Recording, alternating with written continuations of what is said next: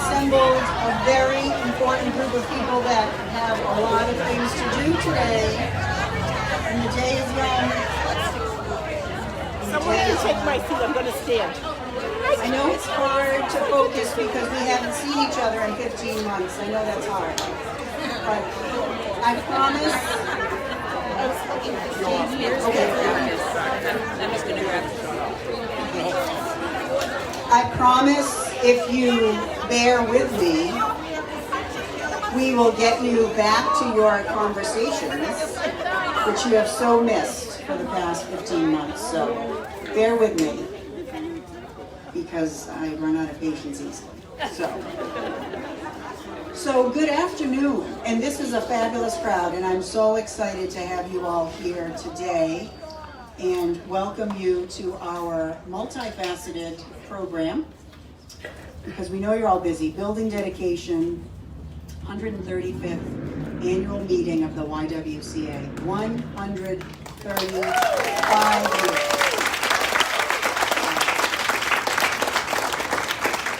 And a small tribute to Linda Cavaioli and our new executive director announcement. So just 4 things to get through. We can do it. First, you have to know who I am, so that you can all write in hate mail after this. So my name is Roberta Bryan. I am the current president of the YWCA. I am humbled and honored to be completing my first year as president. I'm actually one of the few people that was grateful for the pandemic because I didn't have to do things like this in person. Now I do. So bear with me. So as I mentioned, 135 years ago, 14 women came together in 1885, for you math whizzes, you already knew that, with the objective to promote the temporal, moral, and religious welfare of young women who are dependent on their own exertions for support. So we've come a long way. We've become more inclusive, but we still carry the mission of all women becoming self-sustaining and independent. So, with that, I want to give a quick thank you to our board and this staff and our senior leadership team who during this pandemic exceeded expectations and continued to serve its constituents without pause and actually increased services during the past 15 months. With our fearless leader,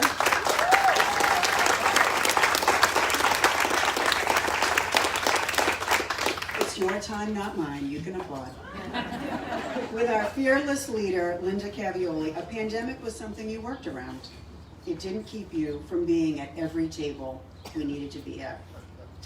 So one of the lessons I've learned during my first year at the YW, and I think you'll all appreciate it because most of you are standing, is brevity. We have a number of wonderful speakers here today. I am certain that their message is far more important than mine. So even though there's much to say about our past year and our country's past year, I will be brief. I do want to thank our elected officials who are here with us today. Mayor Petty, Senator Mike Moore, thank you for your attendance and your continued support.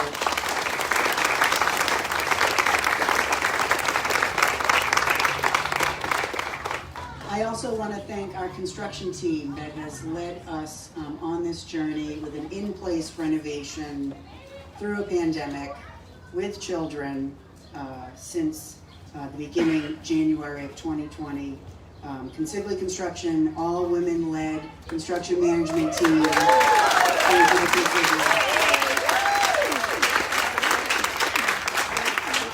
On time, almost on budget through no fault of their own.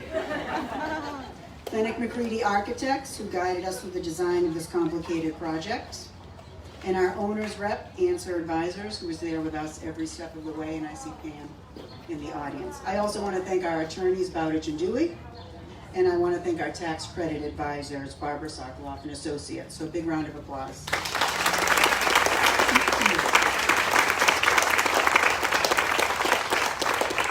I also want to say a special thank you to the City of Worcester.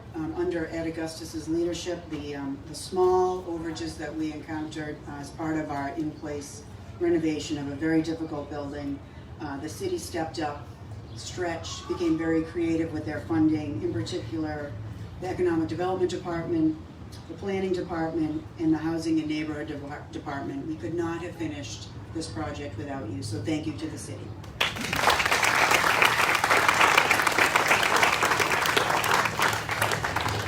So just a brief preview of our agenda today. I'm going to turn the program over to one of our capital campaign chairs who will inform you of how we're doing on our goal, direct you in how to contribute, and then remain here at the podium until you all reach into your wallets. I'm not kidding.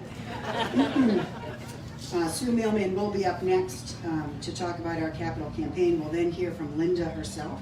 We have a few special guest speakers, and then our new executive director, Deb Hall, and we'll conclude with a ribbon cutting.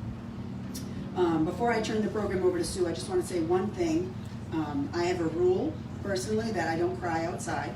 So I can talk a little bit about Linda, and I just want to offer my personal perspective. I know everyone has their own, and that's why you're all here today. But I met Linda about 10 years ago, which feels like 100. And like so many, I was recruited to be on the board. She brought a strong contingent with her, including Sue Mailman, who's probably hiding from me right now. She gave few details, super high energy, and left no room for the word no. And I don't think I knew at the time that Linda was already 19 years into her position as the executive director. And I certainly didn't think retirement was in her vocabulary, and absolutely didn't know it was on the horizon when I accepted the position of president of the board.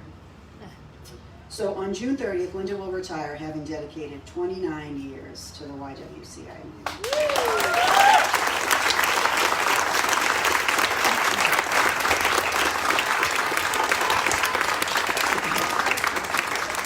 Our city manager, Ed Augustus, believes that she is the longest serving executive director / CEO of any non-profit or for-profit in the city, and I have no information to disagree with him on that. I think, Mobo Bear, all right, I do now have information. I could rewrite my remarks, but I did think that Francis McGraw was the longest, who is the longest serving city manager, was the only one to have beaten you. Francis has a road named after him, Linda, so you should get an island, at least, somewhere. So, a square. So my, again, not any one story tells of Linda's dedication, but I can tell you on more than one occasion when Linda and I talked at night, often, that she had told me how much an issue bothered her and kept her up the previous night. From salary equities, fair wages and pay, domestic violence, and the distance that we still have to go to eliminate racism. Oh, okay. Can someone move their Volvo? Linda, I'm sorry, I'll start over. Welcome to the 130. There's someone that does own a Volvo that's blocking our bus. Fred doesn't own it, but he's got the keys. He's going to move it. Anyone? All right, I'll let you get to that. We won't embarrass you. So, thank you, Linda. She takes every situation to heart and lives as though each issue has a direct impact on her life. She is one of a kind. So with that, I'm going to turn it over to Sue Mailman to talk about our capital campaign.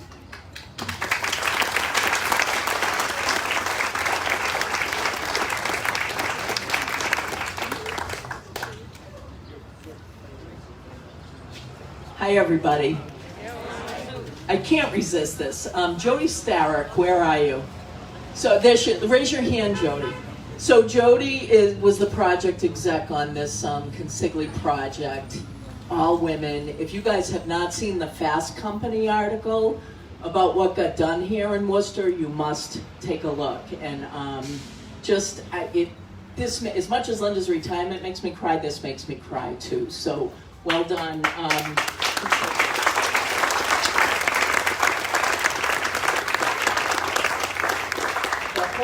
Of this. My name is Sue Mailman, and I'm a tri-chair of this awesome campaign. Christy Bick over here is one of the other tries, and Sue Woodbury is in Maine, like on the Gulf or something or other. I'm sure she's thinking nice thoughts about us right now.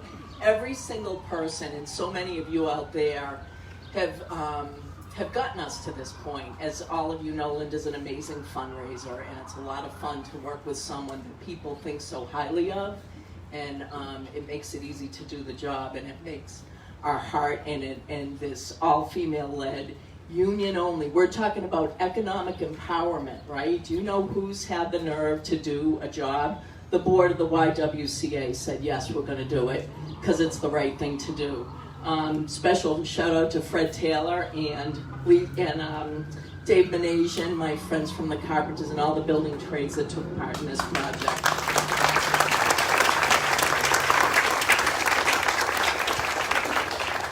I already told you about the community benefit agreement because this organization believes that we succeed when the community succeeds, when we participate, when we have jobs, when apprentices become journeymen, and this is like amazing stuff. So the results, 50% of all our workers were Worcester residents, 30% of all the workers were people of color, 31% of subcontractors and firms used were located within 30 miles of Worcester. 9% of all workers were women, and if you know how poor those numbers are, you'll know that 9% is an excellent number. This project has been a long time coming and is well planned. You know, every time we went to speak to someone about raising money, they're like, you guys are ready. You have your materials, you know what you're talking about, and it was a lot of fun. And it's definitely, I think the mayor would agree, it's certainly part of the revitalization in Worcester. Our campaign goal is $7.5 million. As of this afternoon, when we just learned we anonymously raised another $50,000, we are over $6.9 million, and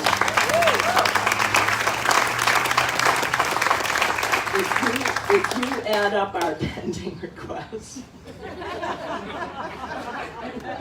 that puts us at 7.5. So we have received the largest gifts ever, two $1 million gifts from Alden and Stoddard. There goes my voice. Thank you. Thank you. To everybody here, the businesses, the foundations, the individuals, the employees, many of them, the entire board gave to this. And I said I'd make fun of Liz and Liz in the back corner up there. There you go. Yeah, they're laughing at me now. So this is really exciting to be here today. Roberta did an amazing job introducing Linda. She has kept this entire community of women on her toes for many, many years. And she's not on her toes. Stacy, how you doing up there? So it is awesome to be able to introduce her and to let you guys say hi to her in her persimmon jacket and her persimmon scarf. And so Linda Rockstar, will you please come to the podium?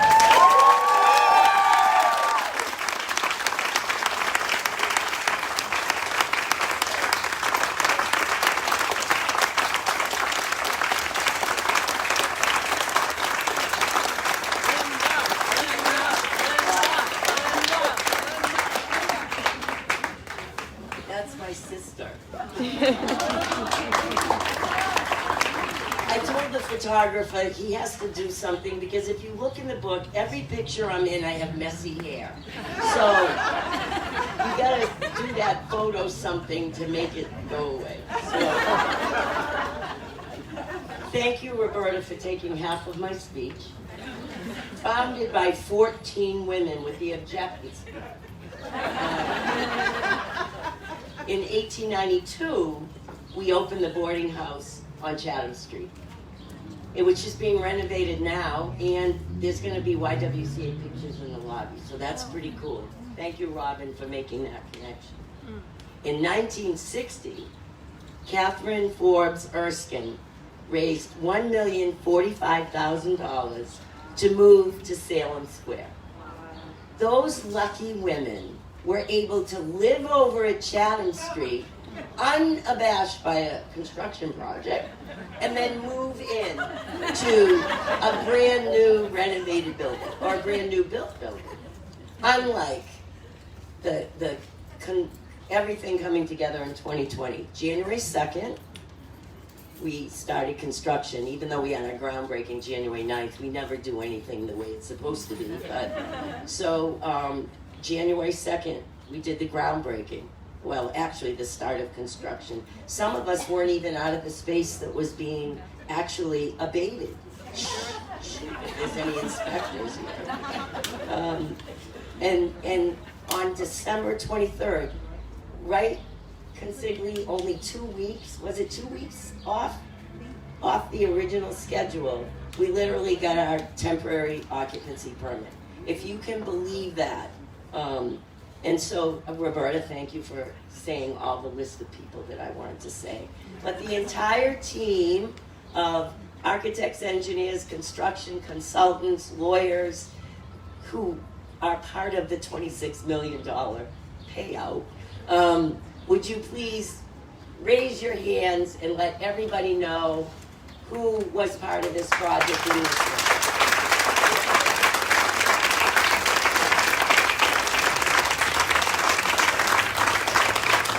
And Janice Jarowski has a dress on today. She was the superintendent on this project every day with a hard hat. And literally, what other construction company makes construction around not noise during nap time? Or trying to understand when the women absolutely need their water to take showers? That's what this whole team was really able to do, was understand the mission and the services and the needs of the people we serve every day. Because in March, and I knew it was before, but in March, when all of our worlds turned around, and I was sent home with a computer I didn't know how to run, and a Zoom link I had never used before, with, thank God, Jim Taylor coming to help me figure out how to plug in my stuff. This organization, and so this is where I want all of you who stood up in the boardroom to come right here. Rick, Darlene, Gemma, come on, Robin, Sue, come on. You're out.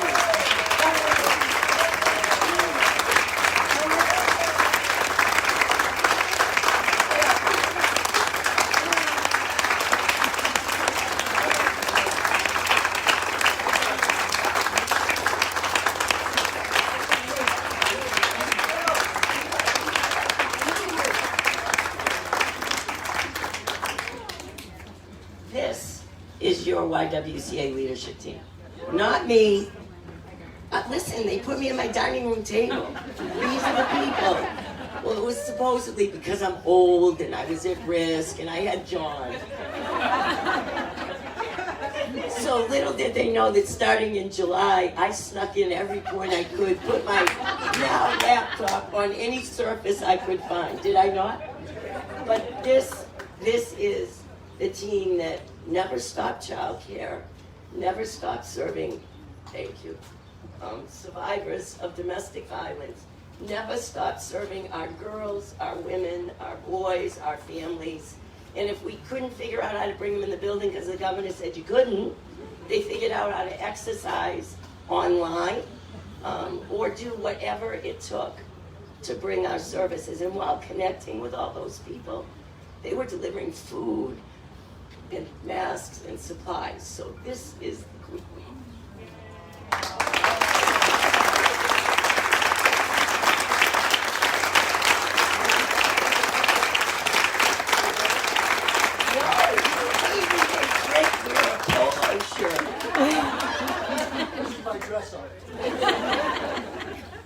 This is the team that made it all happen.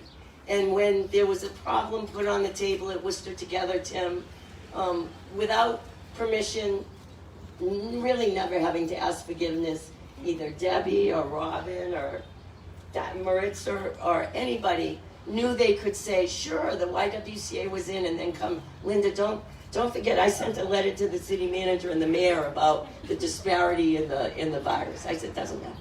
So this is the team that, so when I'm gone, this is who will continue everything that you all started 135 years ago. So stay here, I'm almost Hey, if I have to be embarrassed. So why did we do this project? Because we needed more childcare, we needed more housing, we needed safe, confidential, domestic violence space, we needed security, right? We needed better energy, we needed windows that opened. And not when you lifted them up, they would slam down and cut your arms off, literally, as the sashes were broken. We needed safety, security, access, and respected proper space for our staff and the people we serve. So if you see our little video, Sophie and Gina, I love that thing. You'll see 3 minutes of why we needed this renovation. Extra, more childcare, more housing, better space. Did I forget anything? You can tell me. Oh, the boardroom with Sue Millman. The boardroom has HVAC.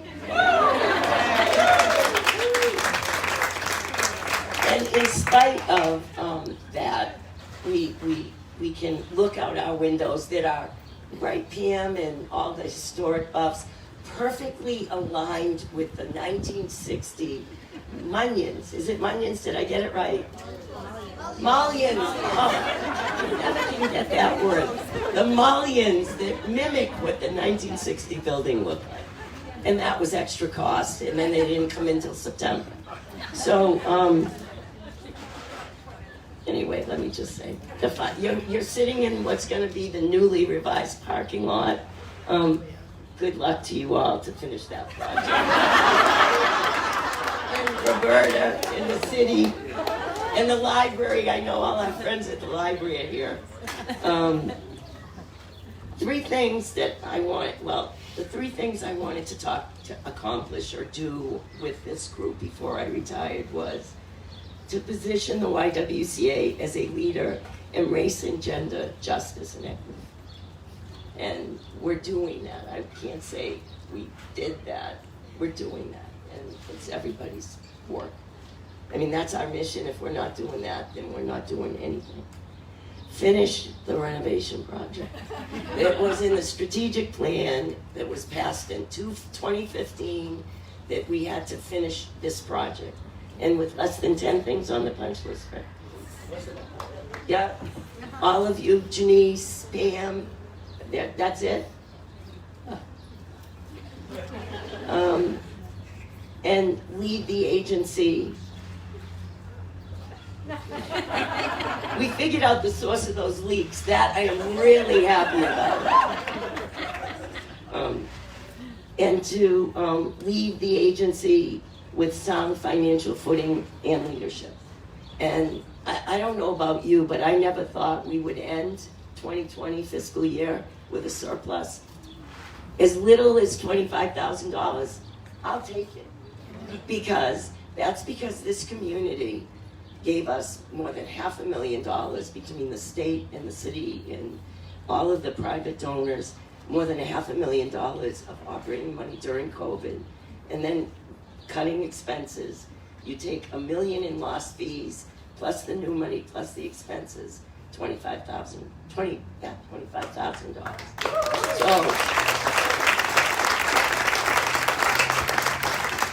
No loan right, PPP, that wonderful, whoever did that was just brilliant. No layoffs, no furloughs, everybody worked or was redeployed. So, yes. So, I want to go back to one other thing Roberta took away from me. On time, within 2 weeks, not bad. You can't say that. On budget, with, where's Bree? EEOST, and is Ronya here? Where is, there she is. DHCD, helping us fill the last of the gap between those change orders. With Consigli helping as well, taking all the overages and the new sources to really, right, Derek and Barbara? The investors can see that we balanced the budget and they'll pay that last requisition. I don't know of a $26 million renovation that can say that.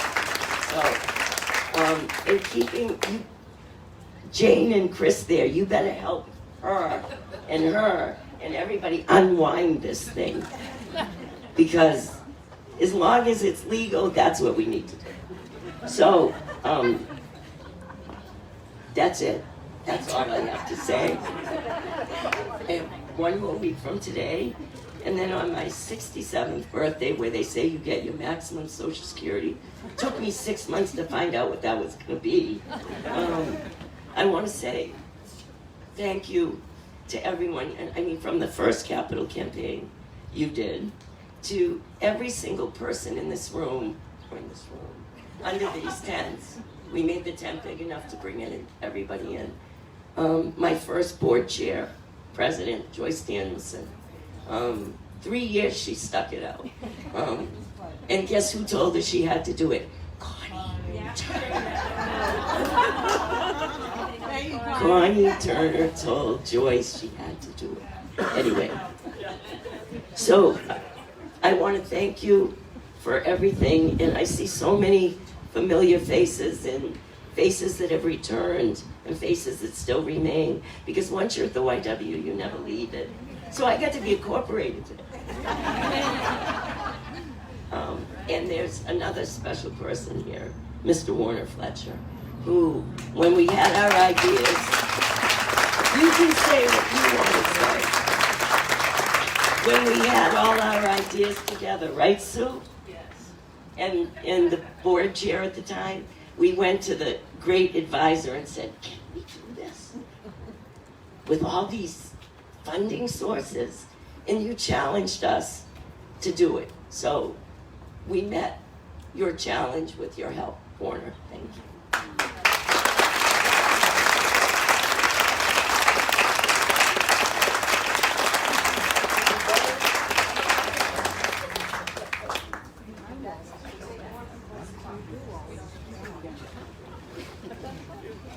Leave it to Linda to talk about everyone else but herself. So, and also have a little financial report during her remarks.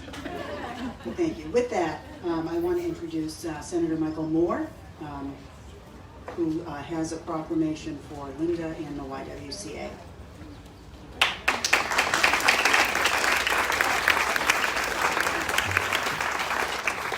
Good afternoon. It's great to be here, and I first want to send Senator Chandler's regrets. She was supposed to be here today, but something came up, so she, at the last minute, had to run to a personal issue. But again, it's an honor to be here. I can remember when I first got elected, and no sooner knew that I got elected that Linda was on the phone advocating for money for early education, early childhood education, and also for domestic violence resources. So she's someone that is known by all of us, and she really cares about the community, and we all really enjoyed working with her. She made, I was going to say the 135 years pleasant, but more than 29 years pleasant. I'm not that old. And your hair looks great, by the way. So I have for her from the State Senate. First, I have a citation from her. Be it known that the Massachusetts Senate hereby extends its congratulations to Linda Cavaioli, Executive Director, in recognition of your retirement from the YWCA after 3 decades of dedicated service, and with appreciation for your positive impact you have made to the community. It's signed by the Senate President, myself, and Senator Chandler, and Linda. Thank you so much for what you've done.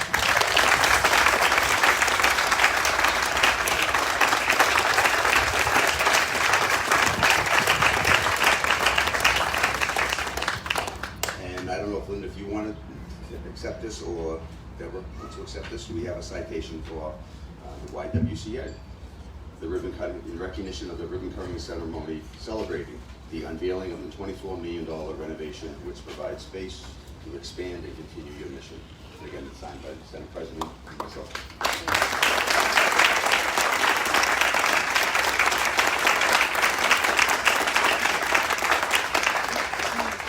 Thank you, Senator. Senator Moore. Okay, just a time check. It's kind of like your workout. You want to know how many more reps you have before you can quit this thing. So we have Mayor Petty is up next, and then we have a special guest after that, and then we'll introduce our new executive director, Deb Hall. The mayor, that's okay. Come on in. I was just going to say, Mayor, that you are also among us here, not me, that have the record of service, being the only mayor to be elected to his 5th term. Okay, just checking.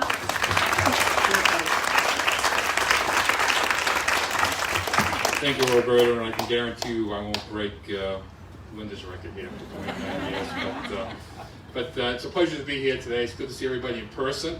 And it's been over a year in some cases, but people are starting to come out. And I just want to thank this community for everything you've done over the last 15 months. You made it a better place, and you really took care of people. So thank you.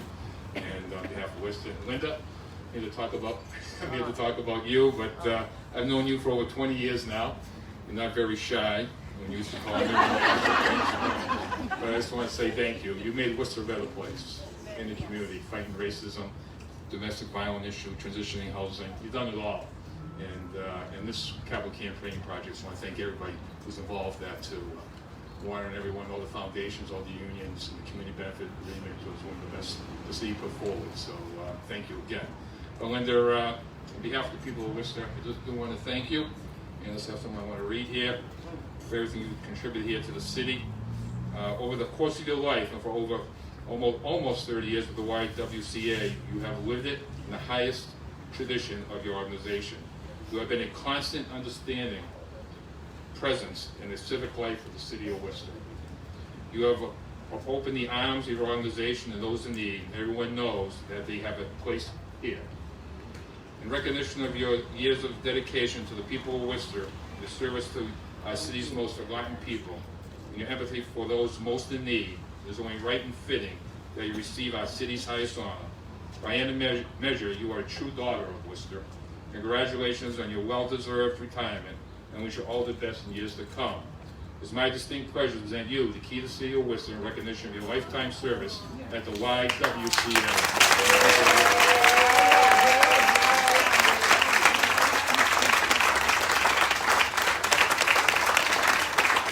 Over here. What? Awesome.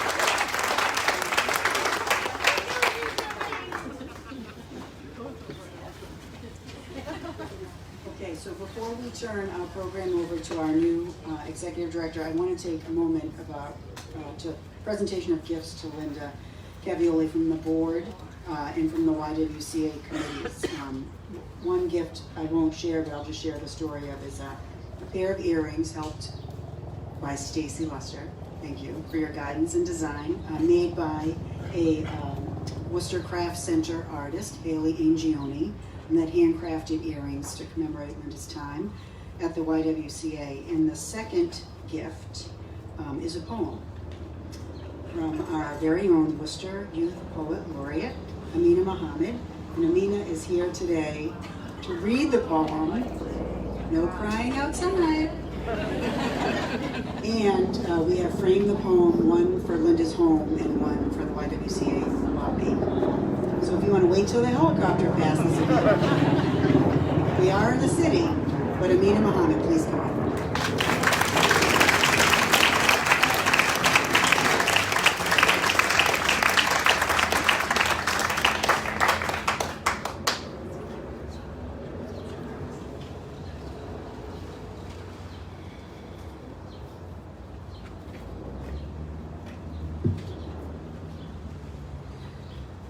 For having me. Today I'll be reading my poem called She Did That. First off, I'm going to start off by saying that she did that. When I say she did that, I mean she did that. She understood the assignment. A woman that was determined to fix her fellow woman's crown without telling the world it was crooked. A woman that understood that we grow up learning to deal with many injustices in life. She understood that if we ever sought to move past it, the job fell on each and every single one of our shoulders. Not to only deal with it, but to also fix it. She knew that it was up to all of us. Black, white, Asian, women, men, everyone. With that, she sought to rid our community of the age-long plagues. Plagues set out to widen the dent of hostility, resentment, and aversion. She did this all while overcoming everything that was meant to break her and destroy her. She inspired and empowered those around her. She dreamt with ambition and led with conviction. And she saw herself in a way others may have not. Because she knew that there was no limit to what she could accomplish. She never accepted because you're a woman as a reason for doing and not doing anything. Instead, she laced her shoes up and being the fearless soul that she was, looked all the challenges of life right in the eye and gave it a wink. Undoubtedly, she became unstoppable. Unstoppable because she was on a mission to set the tone for how things should be. Unstoppable because she continued on, fighting bigotry, hate, and inequality with her sword and armor of peace, justice, and unity. And in the midst of all the madness and chaos, she met anger with sympathy, hatred with compassion, and cruelty with kindness. She may have not have realized it then, but she implanted a seed that will forever be embedded in our community. A seed that will live on for generations to come. A seed that will forever sprout love, empathy, compassion.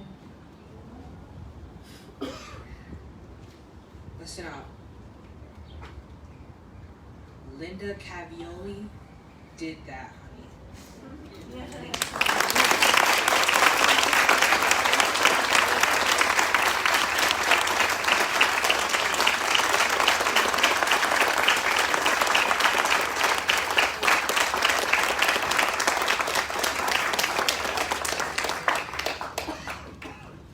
Thank you, Amina. Beautiful poem. So finally and formally, I want to introduce the YWCA's next Executive Director, Deborah Hall. Deborah is a passionate advocate. Her life and career are the very embodiment of our mission to eliminate racism and empower women. Her vision for the organization as an important contributor to a more just society reflects the needs and circumstances of our time. Please welcome Deborah Hall.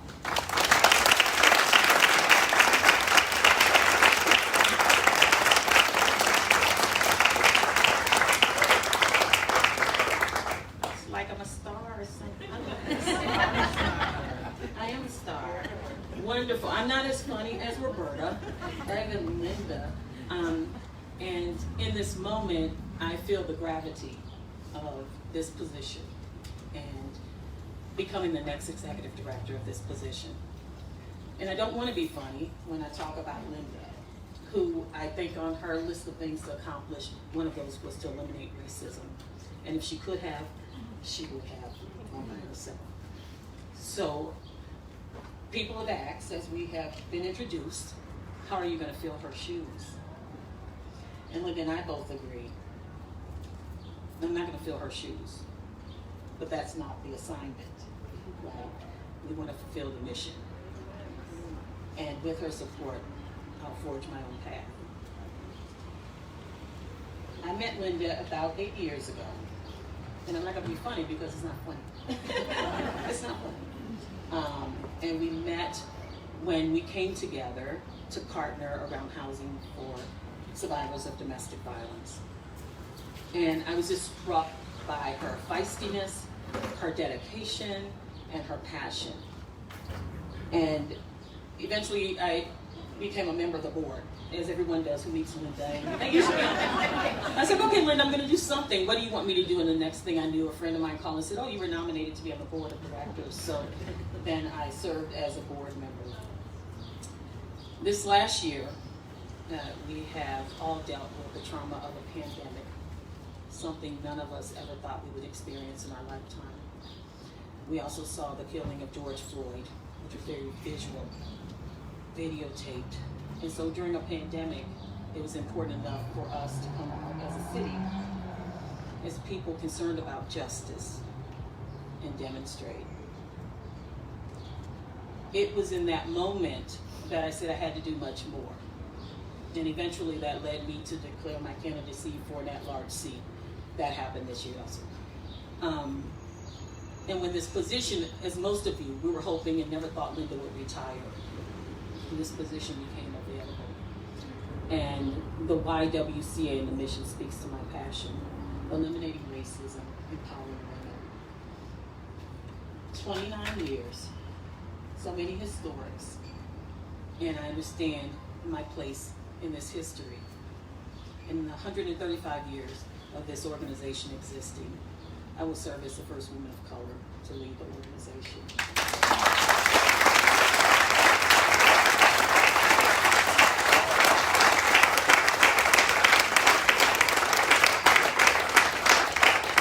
Thank you very much. I'm not going to take up a lot of time because you're going to have so many years to hear from me.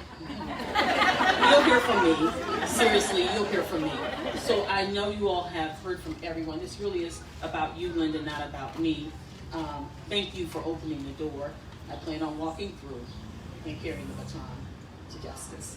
Thank you so much. Now, we're going to go to the front of the building for ribbon cutting. Is that correct? Yeah. Is Mr. Fletcher going to say words? Yeah.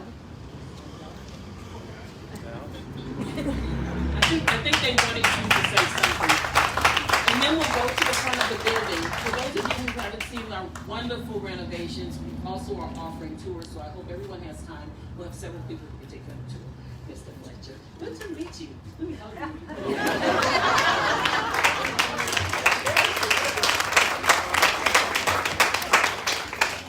Thank you for all coming to a wonderful event.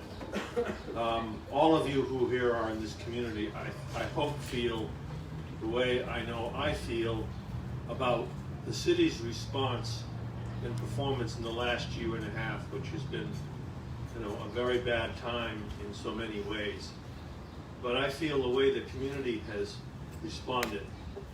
Everyone has pitched in as they have been able to in many different ways to preserve and improve and enhance the quality of life in this community. And certainly one of the things that the YWCA has done, even with Linda in charge, I give the board great credit for that, is prime example of all the best in a place like Worcester. To be able to announce that you've raised or will be raising $7.5 million is unbelievable. Unbelievable. Unbelievable. When she and her hench people showed up, she said, we'd like to raise $300 million. And we said, that'd be no problem. And then she said, well, no, we're looking to raise $7.5 million. I said, that's going to be a problem. That's a lot of money. But you did it. Everyone here did it. And if you feel relieved that you've made it, let me tell you, and I speak for other foundations and individuals who've had their arm twisted. We are going to be able to enjoy Worcester because we can now walk down the street and not worry if we see Linda coming or Sue Mailman that we have to duck into the nearest doorway. So, congratulations to everyone at the YW. It's been a pleasure to be able to be helpful, and I think I speak for others that I don't think there are any campaigns that we've supported where we feel better about what we have been able to help you do. Thank you for everything.